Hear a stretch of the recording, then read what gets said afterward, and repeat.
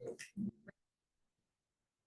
Shabbat Shalom. Welcome to our Erev Shabbat Parashat class, Parashiot, Acharemot, Kedoshim, double Parasha.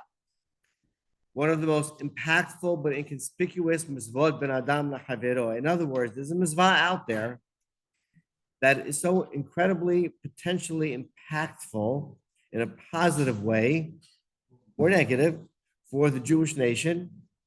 And it's disproportionate in its potential impact to its revelation in the explicit Torah text. In other words, there's a low-key mizvah out there that's really underrated. Let's get to know it.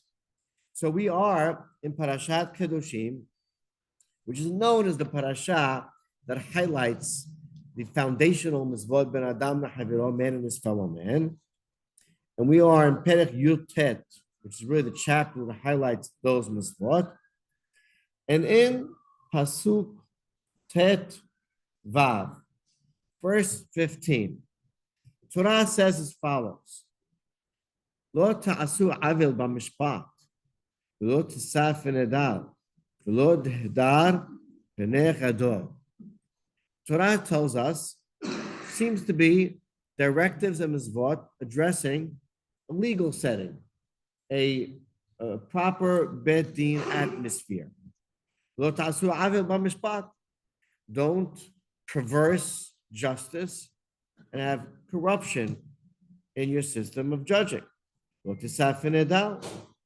Don't offer favoritism to the poor person, the person that you might feel bad for as a judge. Don't show greater respect or honor for the rich and affluent and powerful person, unless you have the tendency to do that in the process of judging a given plaintiff and defendant. And finally, the pasuk ends with "Besedek tishpot amitecha," which sounds like a general directive: judge your fellow man, besedek, righteously. Okay, what are each one of those specifically referring to? Well, the Gemara explains, and Rashi picks up on that Gemara. Gemara Masechet Shavuot mentions elsewhere in the Midrash as well. Of course, one can't, because he feels like, well, the wealthy person, he's got money. This guy has eat. Let me do him a favor, and let's judge favorably for him in a manner that he can gain from this, and we can even things out a little bit. My obligation as a fellow Jew, no, isn't it? No, it's not. Justice and honesty is your obligation. Well, what about this person? Certainly, he deserves some degree of recognition. He's a person that has clout and influence in our community. His money does wonders. Shouldn't we, also worry about him being possibly shamed by losing this verdict? No, let's honor him. Absolutely not. Even uniform, just treatment. And then finally, Besedek Tishpot Amitecha. The Gemara Masechet Shavuot says as follows: your beit din should have a just environment. It should be a righteous environment. It says the Gemara, this is actually recorded in Shulchan Aruch as halakha. You can't have an environment where you're judging people. One guy's sitting, one guy's standing. One guy gets to talk a lot, the other guy doesn't. Hey, this seems like this rigged. What's going on? This is a sham. This bit. Can't even have that image, even if it's not intentional. Give everything a very every person involved a uniform and equal chance to represent himself. Let everyone be treated the exact same way in that setting. And then comes along the Gemara Masechet Shavuot and says, Dabar acher. There was another way to look at this pasuk with this fragment of the pasuk, this 3-word end segment. Besedek tishpot amitecha, which is judge your fellow man righteously, and that is havedam dan habercha bekav zechu. Literally, judge your fellow man to the side in the scale of merit. Meaning, as she explains there in the Gemara, that this davar achai, this other perush, is saying, not necessarily this pasuk dealing with a legal setting. Rather, it's a informal interaction between one man and his fellow man, or not even a verbal interaction. And if you see something where it's sort of iffy, and you can judge him favorably or non-favorably, al tahshidehu ba'avera, don't lean. Here we want you to lean. Here we want you to show favoritism, and don't judge him disfavorably. Give him the benefit of the doubt. Judge him favorably. As well, the Sefer HaChinuch, defining the mitzvah, he says it's proper for everyone to judge his fellow man favorably and try to interpret what you saw in his actions and his words for the good, positively, favorably. Indeed, this directive is actually preceded in Torah Shabbat Peh in the Mishnah, Pirkei Avot. First Perek Pirkei Avot, famously, it will be one of the first adages of the entire Masechet.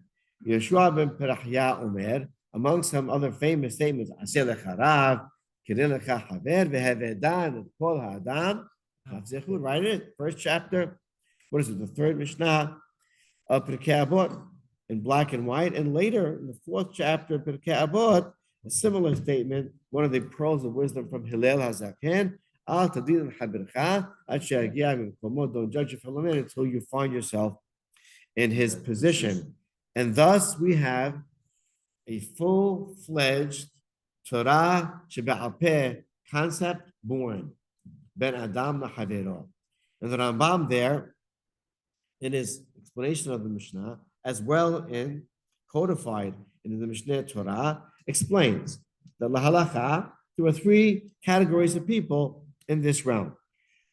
There is two extremes, and then there is a average situation. I'll do the extremes first out of the order that Rambam presents them.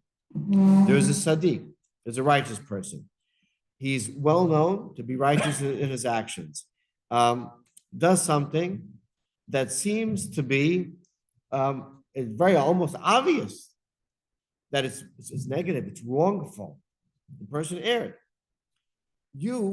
If there is any possibility, even the most slim possibility, even if you're maybe 100% sure, you should not necessarily pass the judgment on this righteous person. Even if there's a far-fetched possibility, you have to try to interpret what he did for the positive. Because the Sadiq deserves that type of judgment on your behalf. On the other hand, the other extreme of the spectrum is the Rasha. Rasha is a person who's known to perpetrate evil, to do the wrong things, not to care, to be belligerent in his attitude to God and to the Torah. And this person, even if everything that I just saw seems to be on the up and up, in fact, maybe even righteous, you should be skeptical. Maybe not judge him disfavorably, but be skeptical, be cautious from this person, and don't necessarily think that what you just saw is what you think you saw. Those are the two opposite extremes. The 98% in the middle, or whatever that percentage is, says the Rambam, is your average person, so to speak.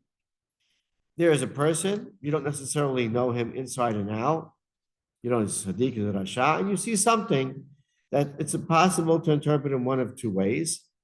Then your obligation as a Jew is to look, to view, to think of, to judge what you just saw favorably.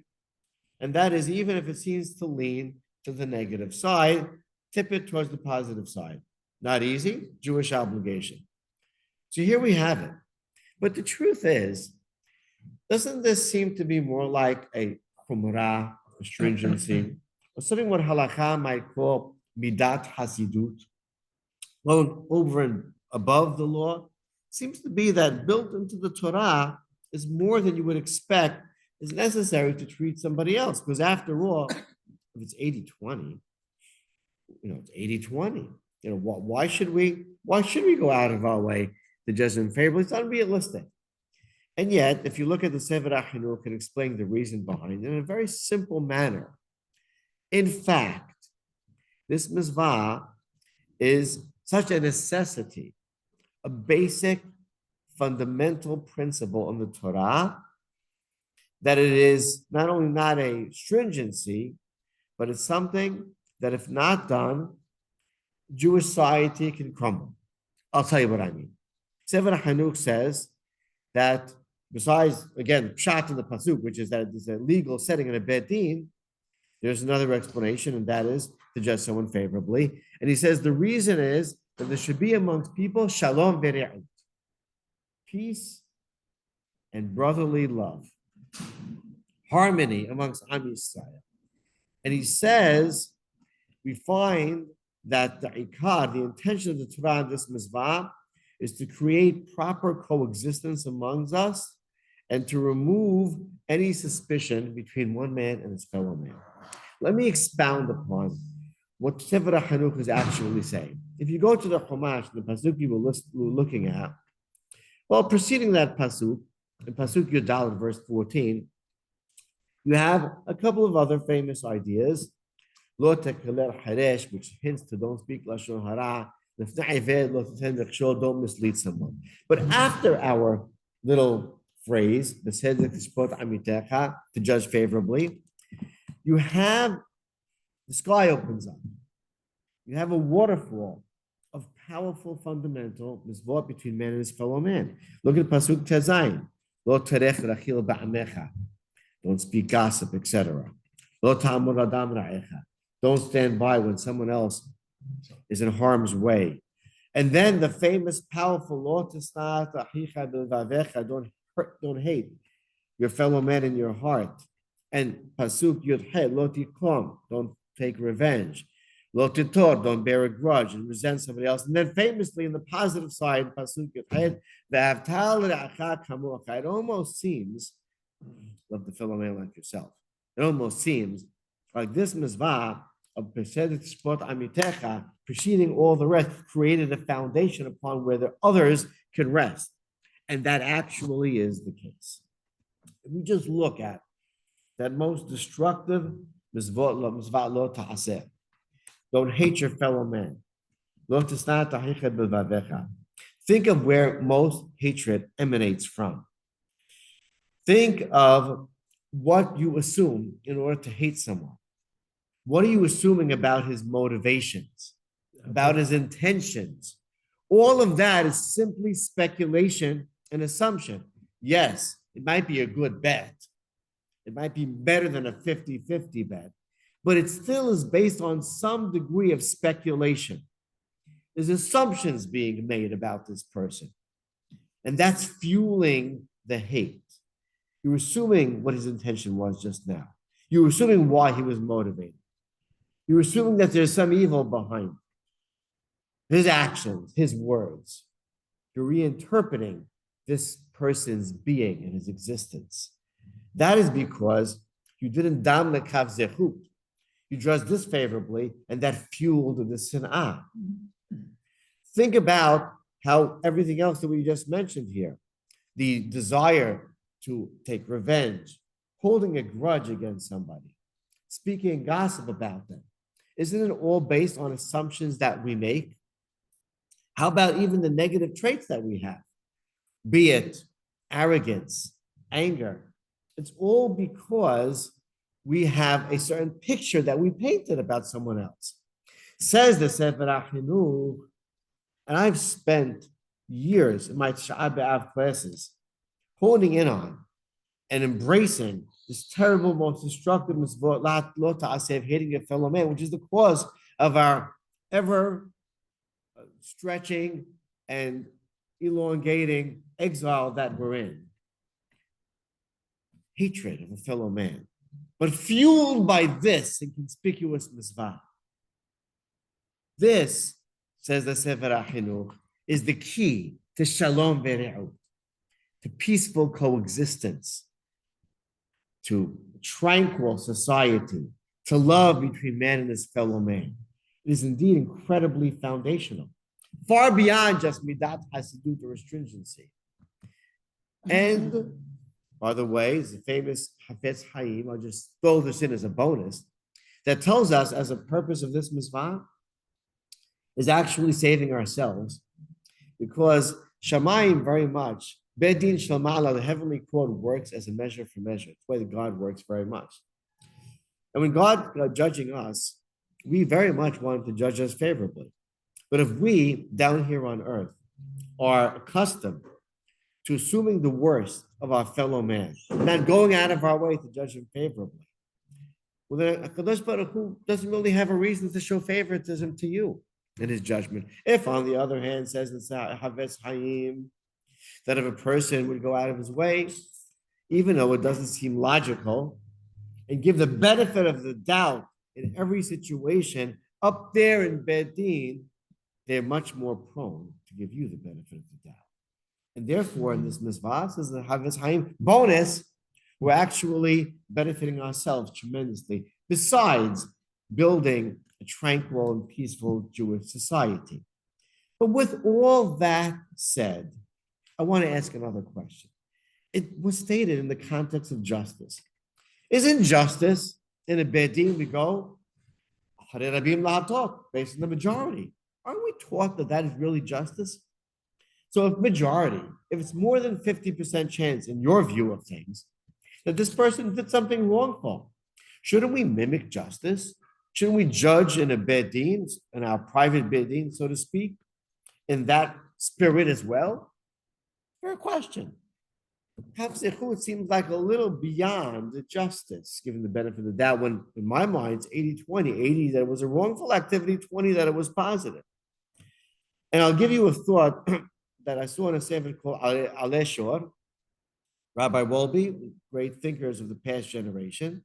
He says as follows about Dan Nekav Zefu. He says a person needs to want to seek ways to understand his fellow man's intention to be positive. He has to have a desire to look at what someone does and really want to interpret that what just happened, what I just saw, comes from a good place. It's got to be something where we are actually searching for positivity. So explains the Aleh Shor in this wonderful, profound thought that the truth is what seems to be 80-20 is because we've just manipulated our very own perspective. We're wearing the wrong glasses. We need to train our bifocals. Our vision is obscured. Our view of what we just saw is really perverted because we want to see something else, perhaps.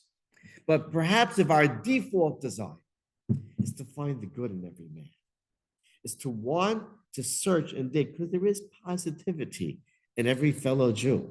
Neshama, his holy, pure soul he was imbued with. If that's really a desire of mine, we will find, as we have that desperate search for the innate goodness in our fellow man, we will really find that there is a possible kavanah tova, a positive intent. And suddenly, the picture that we paint for ourselves is not 90-10, 80-20, 30-70. Maybe it's even closer to 50-50, maybe even better, if we actually adjust our perspective. And you think about it, it so much explains why this mitzvah precedes v'ahavta l'ra'acha kamocha. Because if you really love somebody, if your default feeling towards your fellow Jew is truly love because he's your brother or sister, then you do want, as you would with your son, daughter, parent, spouse, seek out and assume what's best. You would change your viewpoint. And if you think further and say, love someone like yourself, because you're number one.